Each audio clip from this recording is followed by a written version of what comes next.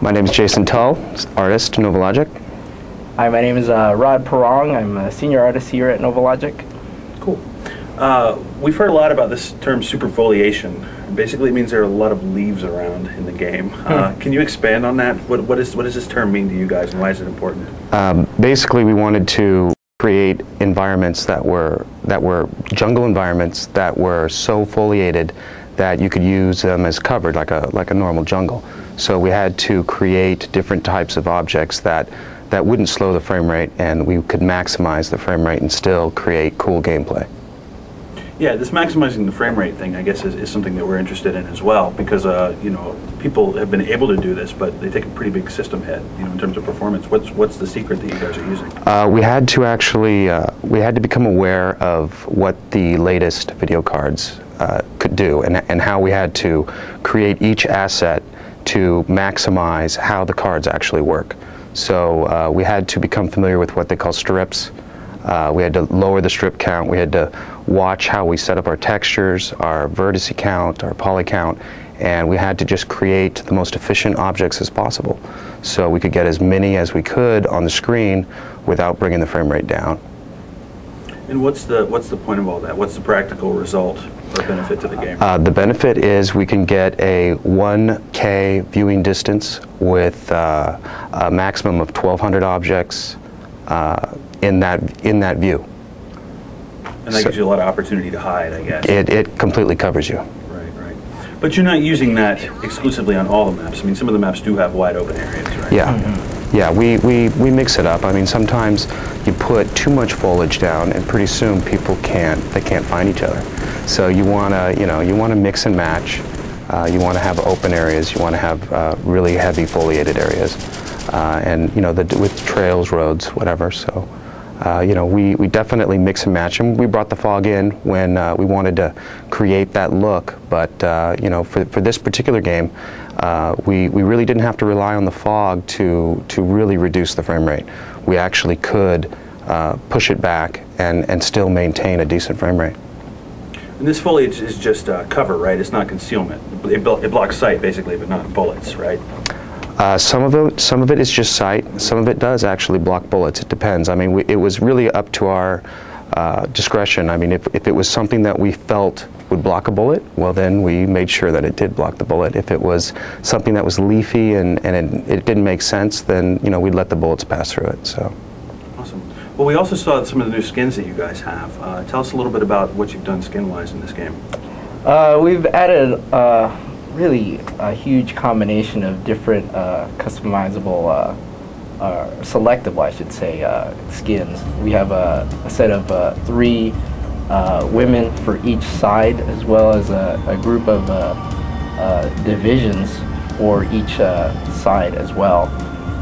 You could play SAS characters, you could play Delta characters, as well as SEAL characters, and we have different countries now involved, so there's counterparts to those as well. And then we have a huge set of rebels, as well as mercenaries on the rebels as well. Just a huge just alteration and a combination of different skins now. So how many different nationalities or service branches would you say are represented across the whole game? If I count right now, I'd say there's well over, on the joint ops side, there's practically, I'd say, 6 different countries involved, 6 or more at this point. You have France, you have Germany, you have what else do we have? The British, obviously, and we have Indonesian as well, and Russia, that's right. Can't forget the Spetsnaz. Right. So in addition to having like a multinational force, you allow each of these unit types, these skins, to be customized by the player in terms of different hats and things like that. What sort of options are available? The customizations are actually preset. You will be able to just select under a certain type character, and under that character, let's say you want to play a SEAL team, and you select SEAL team under the U.S. counterpart. Under that, there'll be a selection of maybe 3 or 4 that you can select, Maybe one of the SEAL teams has a boonie hat, one of them has a hard helmet, one has a camo face, etc. And so they're predetermined sets for you. But things like helmets don't necessarily confer some sort of armor benefit within the game, though. It's just a cosmetic. No, they're all just cosmetic at this point. The benefit of it right now,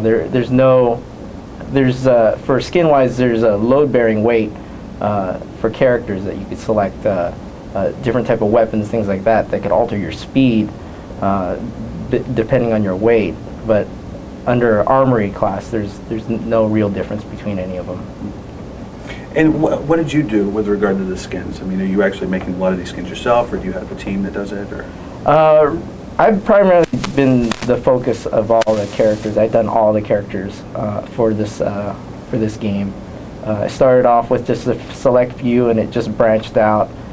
It's just a combination of few that makes it look like there's a lot more skins available than you might recognize. But there's really just a select few of body parts that, you know, in different combinations with different textures, create just a vast amount of selection and variety.